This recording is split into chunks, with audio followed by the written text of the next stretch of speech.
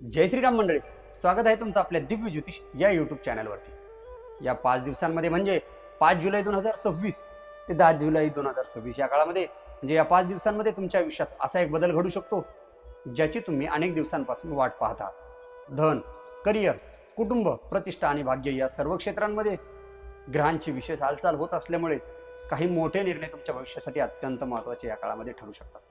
त्यामुळे हा व्हिडिओ नक्की शेवटपर्यंत पहा, कारण की यामध्ये सर्वात महत्त्वाचं सांगितलं जाणार आहे या 5 दिवसांमध्ये कोणते दिवस कशा पद्धतीचे प्रभाव वृषभ लग्न आणि वृषभ राशीवाले जातकांना करणार आहेत। या काळामध्ये प्रभाव वृषभ लग्न आणि वृषभ राशीच्या जातकांसाठी 5 जुलै 2026 ते 10 जुलै 2026 हा काळ अनेक दृष्टीने महत्त्वाचा राहणार आहे। त्याचे कारण सर्वात महत्त्वाचं म्हणजे मिथुन राशीमध्ये द्वितीय स्थानामध्ये सूर्य भगवान आल्यामुळे द्वितीय स्थानात धन, वाणी आणि कुटुंबातील सर्व गोष्टींच्या संबंधाने कालपुरुषाच्या कुंडलीत द्वितीय स्थानाला संबोधलेले आहे। विशेष करून या काळामध्ये धन, वाणी आणि कुटुंबाशी संबंधित विषयांना विशेष महत्त्व या 5 दिवसांमध्ये बघायला भेटणार आहे। बोलण्यातील प्रभाव तुमचा वाढणार आहे, पण शब्दांचा योग्य वापर करणे तितकेच आवश्यक असणार आहे। चुकीचे बोलणे तुमच्या नात्यांमध्ये गैरसमज देखील या काळामध्ये निर्माण करू शकतात या मिथुन राशीच्या सूर्य भगवंतामुळे।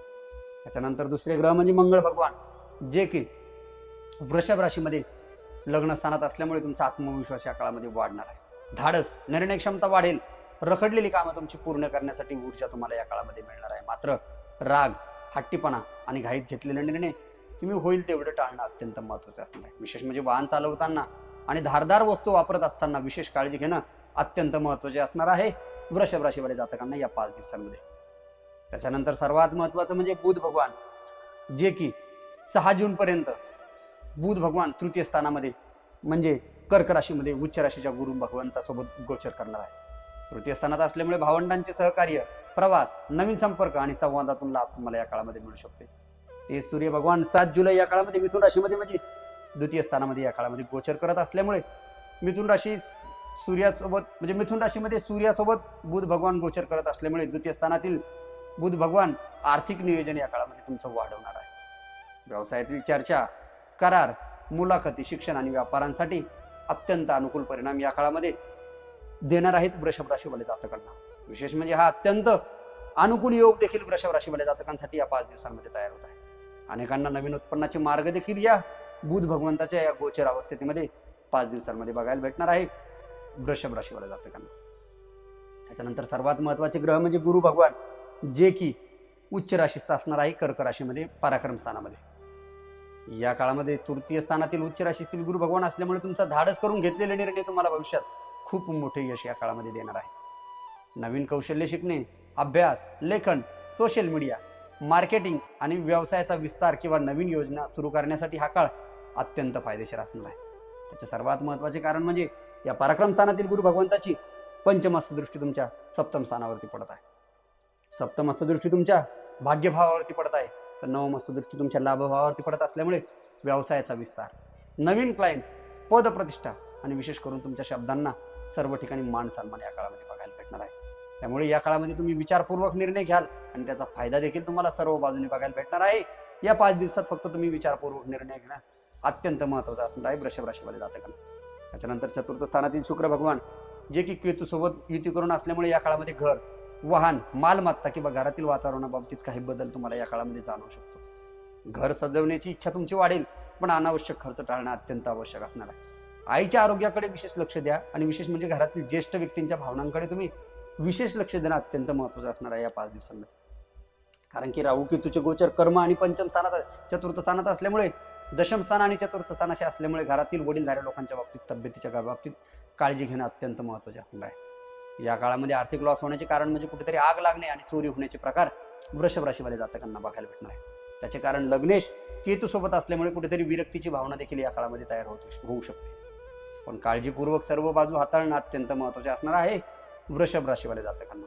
त्याच्यानंतर सर्वात महत्त्वाचे म्हणजे शनी भगवान, जे की मीन राशीमध्ये एकादश स्थानामध्ये गोचर करत आहे। एकादश स्थानातील शनी भगवान दीर्घकालीन लाभ, स्थिर उत्पन्न आणि मेहनतीचे फळ देण्याचे प्रयत्न या काळामध्ये करणार आहे। विशेष म्हणजे काही कामांमध्ये विलंब होईल, पण शेवटी यश मिळण्याची शक्यता अधिक या काळामध्ये आहे। जुने मित्र किंवा प्रभावशाली व्यक्तींकडनं तुम्हाला या काळामध्ये चांगल्या पद्धतीची मदत या 5 दिवसांमध्ये भेटणार आहे वृषभ राशीवाले जातकांना। त्याच्यानंतर राहू भगवान, जे की दशम स्थानामध्ये कुंभ राशीमध्ये गोचर करत आहे। दशम स्थानातील राहू भगवान तुमच्या करिअरमध्ये अचानक बदल देतील।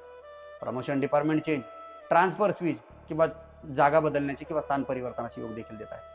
व्यापारी वर्गांसाठी देखील तोच आणि नोकरदार वर्गांसाठी देखील तोच. नवीन जबाबदारी किंवा वेगळी संधी तुम्हाला या काळामध्ये मिळू शकते. नोकरी करणाऱ्यांनी वरिष्ठांशी संयमाने वागणे अत्यंत महत्त्वाचे असणार आहे. विशेष करून व्यावसायिकांना मोठी गुंतवणूक करताना सर्व कागदपत्रे व्यवस्थित तपासावे, नाहीतर तकलीफ या काळामध्ये होऊ शकतात. त्याच्यानंतर चतुर्थ स्थानातील केतू भगवान सिंह राशीत असल्यामुळे कुठेतरी तुम्हाला विरक्तीची भावना येईल. सर्व बाजूने तुम्ही अलगावादी सिच्युएशन राहील आणि स्वतःला म्हणजे प्रत्येक वेळेस तुम्हाला हाच जाणवेल प्रश्न, काय केलं म्हणजे मानसिक शांती भेटेल, आणि त्या मानसिक शांतीसाठी तुम्ही थोडेसे परेशान व्हाल. विशेष करून पती पत्नींमध्ये या काळामध्ये मतभेद होऊ शकतो.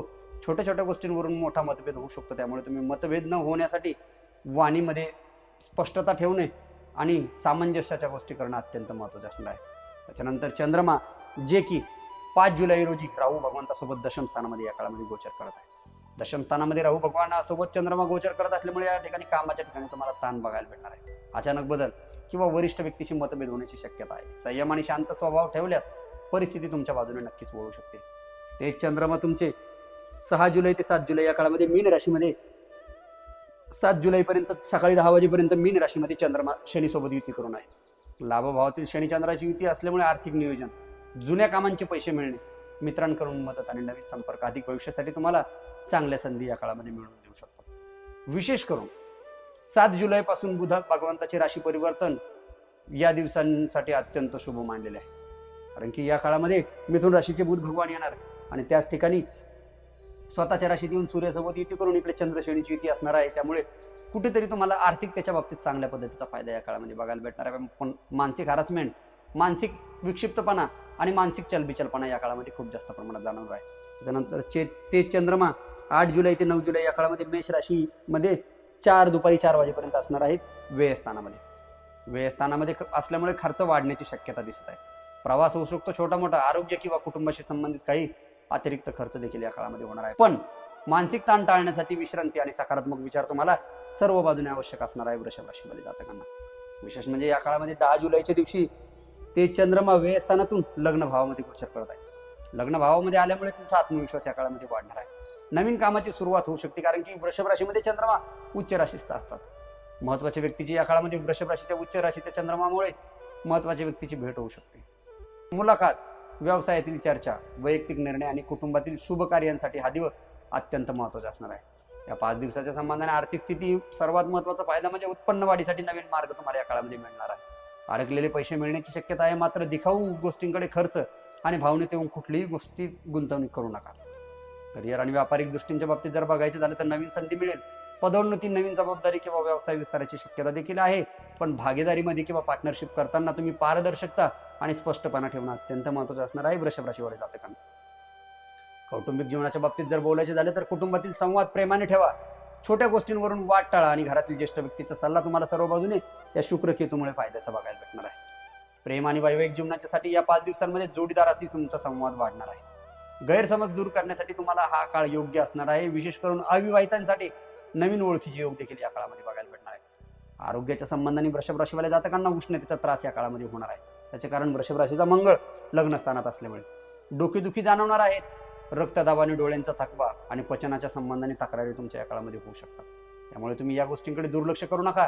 नियमित व्यायाम आणि पुरेसे पाणी पित चला, जेणेकरून हा येणारा काळ वृषभ राशीवाल्या जातकांना चांगला असणार आहे किंवा फायदेशीर असणार आहे. या 5 दिवसासाठी शास्त्राने काही शुभ रंग देखील दिलेले आहे. पांढरा, हिरवा आणि फिक्कट पिवळा किंवा फिक्कट निळा हा कलर या 5 दिवसांसाठी वृषभ राशीवाल्या जातकांना शुभ रंग म्हणून मानलेला असणार आहे. या शुभ रंगाचे तुम्ही या 5 दिवसांमध्ये व्यवस्थित पद्धतीने आपल्या अंगावरती कपडे धारण केले तर येणाऱ्या सर्व त्रासांपासून तुमची सुटका होईल. या 5 दिवसांसाठी शास्त्राने काही भाग्यांक देखील दिलेले आहेत. ते म्हणजे 5, 2 आणि 6 हे 3 भाग्यांक देखील आहे. आणि विशेष म्हणजे या 5 दिवसासाठी काही शुभ दिवस देखील दिलेले आहे की जे सर्वात महत्त्वाचे निर्णय तुम्हाला या 5 दिवसांमध्ये घ्यायचे असतील तर ते तुम्ही या 3 दिवसांमध्ये घेणं गरजेचं आहे. ते म्हणजे 6 जुलै, 7 जुलै आणि 10 जुलै या 3 दिवसांमध्ये सर्व पद्धतीचे शुभ कार्य तुम्ही केले तर तुम्हाला फायदा होईल. उपायाच्या दृष्टीने जर बोलायचे झाले तर शुक्रवारी माता लक्ष्मीची पूजा करा. ओम श्री महालक्ष्मी आई नमः या मंत्राचा रोज 108 वेळा जप करून गाईला हिरवा चारा द्या. गरजू व्यक्तीला पांढऱ्या वस्तूचे दान करा. दूध, दही, साखर किंवा फळांचे देखील दान केले तरी पण फायदा या काळामध्ये वृषभ राशीवाल्या जातकांना बघायला भेटणार आहे. विशेष म्हणजे 5 जुलै ते 10 जुलै 2026 हा काळ वृषभ राशींच्या जातकांसाठी मेहनतीला योग्य दिशा देणार आहे. आर्थिक सुधारणा घडवणारा आहे आणि करिअरमध्ये नवीन संधी देखील या काळामध्ये निर्माण करणारा ठरू शकतो. विशेष म्हणजे या काळामध्ये संयम, योग्य निर्णय आणि सकारात्मक विचार ठेवल्यास या 5 दिवसात तुम्हाला अनेक महत्त्वाच्या गोष्टी तुमच्या बाजूने घडताना बघायला भेटणार आहे. जर तुम्हाला असेच अचूक आणि सविस्तर राशी भविष्य नियमित पाहिजे असेल तर व्हिडिओला लाईक नक्की करा, तुमच्या मित्रपरिवारांसोबत शेअर करा आणि आमच्या दिव्य ज्योतिष या यूट्यूब चॅनलला सबस्क्राईब करून बेल आयकॉनवरती क्लिक करायला विसरू नका. तुमचा एक लाईक आणि एक सबस्क्राईब आम्हाला अशीच दर्जेदार माहिती तुमच्यापर्यंत पोहोचण्यासाठी प्रेरणा देतो. आजच्यासाठी एवढेच. भेटूया नवीन व्हिडिओमध्ये नवीन माहितीसाठी. तोपर्यंत जय श्रीराम.